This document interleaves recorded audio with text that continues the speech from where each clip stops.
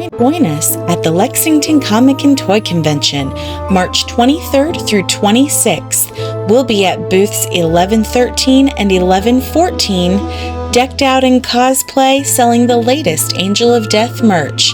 Tickets are available via the link in the description. Hope to see you there. Hi everybody, welcome back to the Composition of Imagination.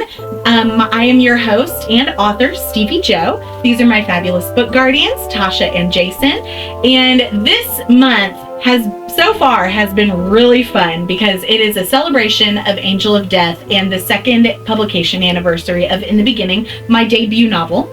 So we have just been talking about this week all things to do with the origin of Angel of Death, and I have let them take the reins to do everything, and so we're just going to keep that going for the rest of this week and this month, and we're finishing up today and tomorrow with the topic of the origin of Angel of Death. Okay, I got this good one. Okay. Because I've actually had somebody ask me about this. Oh. They go, I like the idea of Angel of Death, and the mystery of trying to figure out who it actually is. Yeah. Now, I know in the book it's, Sky's been tabbed that character. Yeah. But what made you, in your writing process, come up with the fact that you wanted the series to be called Angel of Death?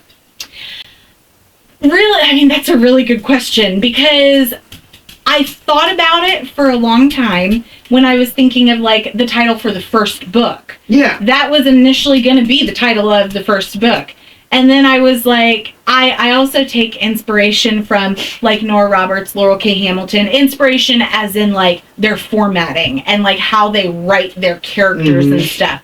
Nora Roberts does a ton of trilogies, and she always has a title for the trilogy, which I really enjoy because then I know all these books go together. Not everybody does that when they do a trilogy or a series or something. So it was originally just the first book was going to be Angel of Death, and the second one and third one, when it was a trilogy, was going to be something else. Just whatever title I could come up with. Wow. And then I liked the thought, because I was doing this whole not biblical, but heaven, hell kind of deal, I liked the idea of calling my books something that would sound biblical. Something that sounded like it was heavenly or had a ring of hell or something like that. And I was like, Angel of Death is so powerful of a statement to say that it can't just be a book title. So I liked In the Beginning. I thought, what better title for the first book than In the Beginning? And plus it being the opening line of the book of Genesis in the Bible. Yeah. So that keeps along with my theme. And Angel of Death, I liked as an overarching title because my books are very this person is, the bane of our existence. And this, so it's kind of like that look of, okay, something bad is happening and someone is responsible. It's like there's an angel of death just hanging over us. And that was kind of my thinking behind that. And I didn't want it to be a specific character or known to be a specific character. I wanted it to be elusive and be this kind of who or what could it be? Is it an actual angel, or is it a human or a creature, like how they dubbed Skylar as the Angel of Death in Murr County? They do that because of the incident. And so I wanted that, and again, unreliable narrator, because is she really the Angel of Death? We don't know. I'm leading you to believe such, but we don't know. So that was kind of my thinking. I just liked the idea of having a broader title for the whole series that you would instantly recognize, and you can be like, oh, yeah, I'm reading Angel of Death. I'm on book 7. That way it's easier to say. It is. Right? The other thing about it is the title for the series being Angel of Death gives me so much room to play with other titles of things. Yeah. For example, the box set, the Virtue of Diligence trilogy. calling it that gives me so much flexibility to be able to play on the religious undertones that I keep bringing into it. And if you think about it, because if you look at it, those books, they have kind of a little overarching theme. Yes. And same thing for, I would assume, the next 3 books. And I actually have them all very strategically planned out, where this many books are in this trilogy because their theme is, and it's all based on either the 7 deadly sins or the 7 holy virtues.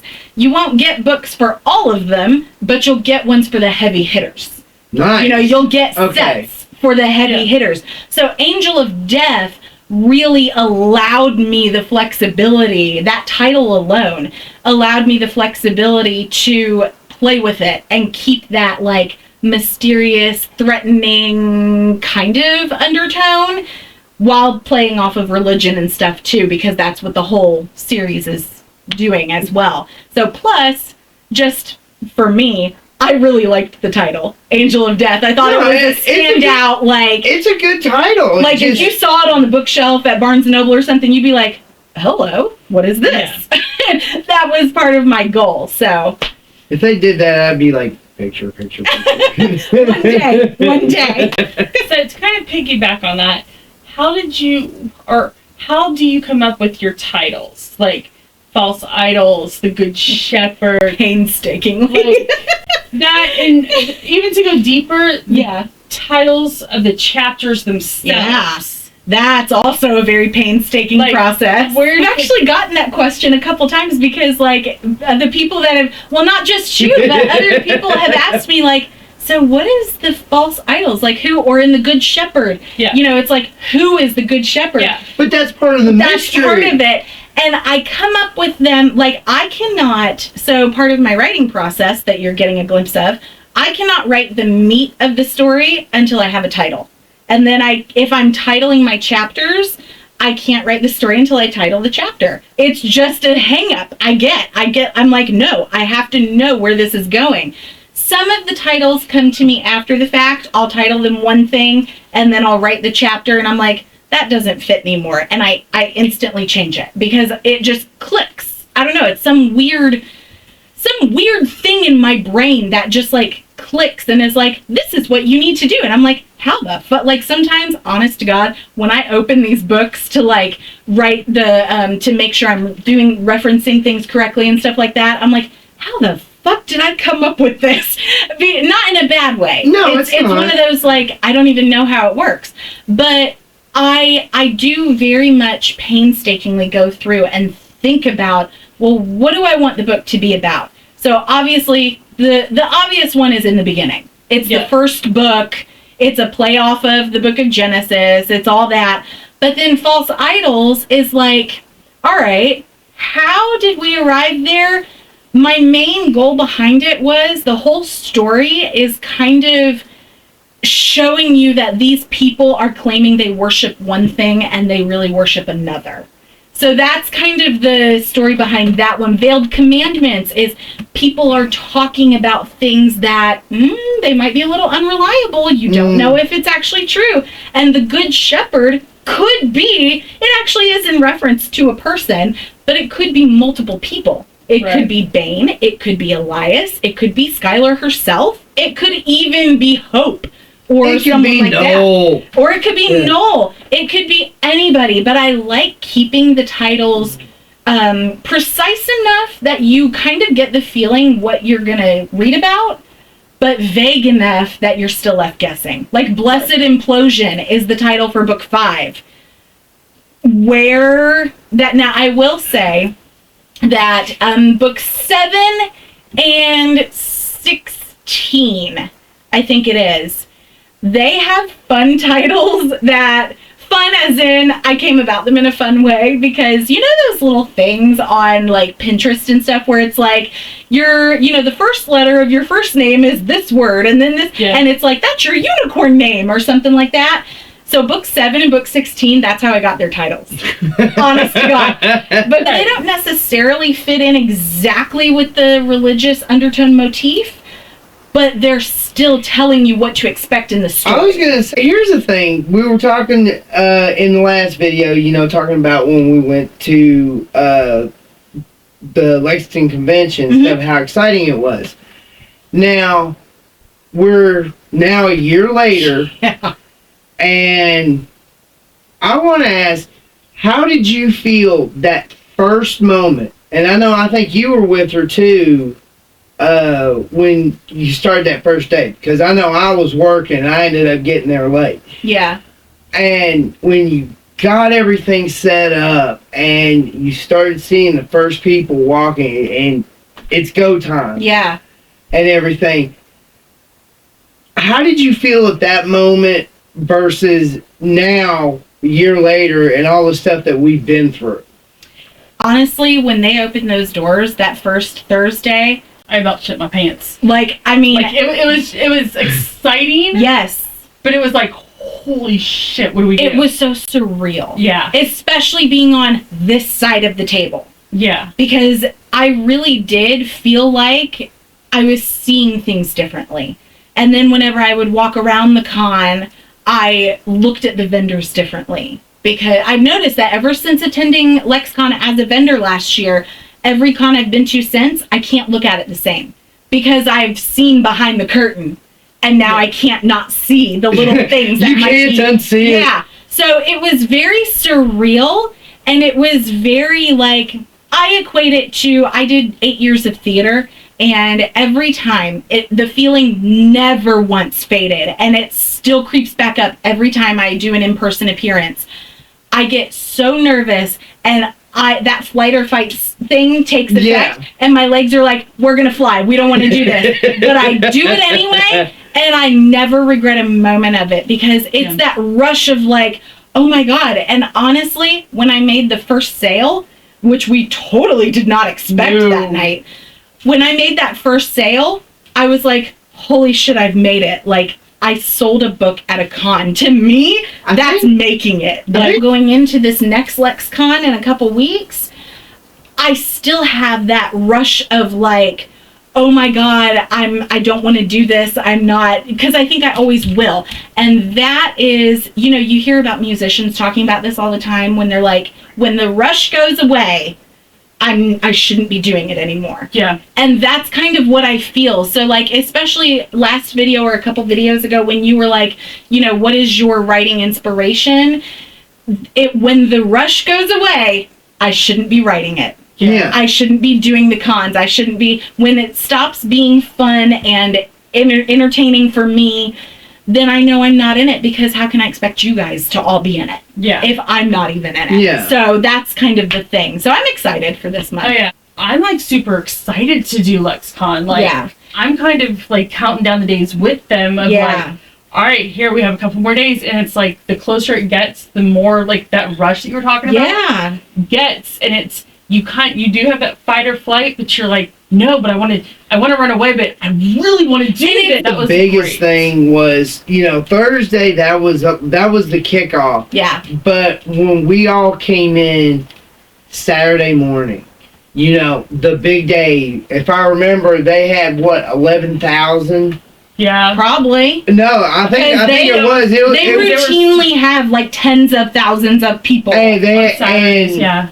Here we're getting set up, and they already got a line going out, and we're Literally, like, when and we're we all drove looking at each around, other. the line was already We're We're out. like looking at each other, going, "Okay, I mean, this is the first time we're doing this. Mm-hmm.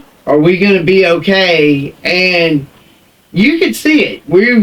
You could really feel it. Like, here we go. And at first, you'd see the usual trickle, and then all of a sudden, it was like a tsunami wave. Mm-hmm. You had people coming left and right. Mm-hmm. And at any point, and at that time, we had a small booth. Yeah. So, you were talking to somebody. I was talking to somebody. Yeah. And we're all hearing each other talking, and we're like, all right, hold on, what did I say? Yeah, we're trying to put on like blind ears and deafness, so we're not. Yeah. You don't want to talk over the other people, but you also don't want to sound like in unison, like we're all saying the same exact thing. And that was a really good learning curve too, because now for cons since then, Yeah. I've made sure we have kind of a bigger space. so that we can spread out and have our conversations. It is a lot of pressure to go to these cons and sell, and it's so much hard work. I would argue that selling the books at these cons is harder than fucking writing them, because I believe that it's so much harder, but it's fun.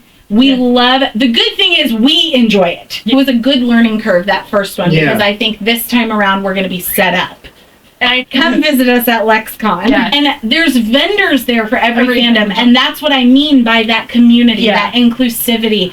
It's very much like the vendors, even though we're competing against each other, we still want to support each other. Like at LexCon last year, all the authors kept coming up and checking in on each other. And like they would come up and be like, so how were your sales today? What do you think? Can I give you some tips on how to maybe make your booth look better and stuff like that? So it was really nice to have that sense. It's a sense of community in more ways than one. So we're competing for sales, but we're not competing for sales. Because let's face it, we're all writing different stuff anyway. I feel like it's almost like a drug to us, that it's one of those that we can't wait. We love that high, but when we crash for that. And to that point, when you asked me in the last video or whatever about the writing, what keeps me writing and stuff, that's what it feels like. It feels like every time I'm writing, it feels like I'm high.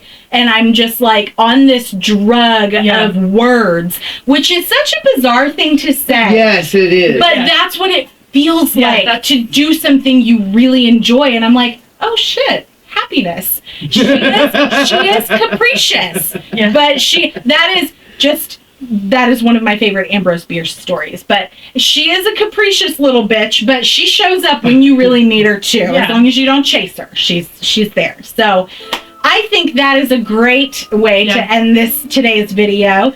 Check in with us tomorrow. Tune in, subscribe to the Composition of Imagination. We'll have the last video about the origin tomorrow, the origin of Angel of Death.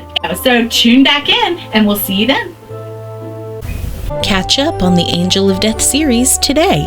The first 4 entries are now available directly at steviejoeauthor.com.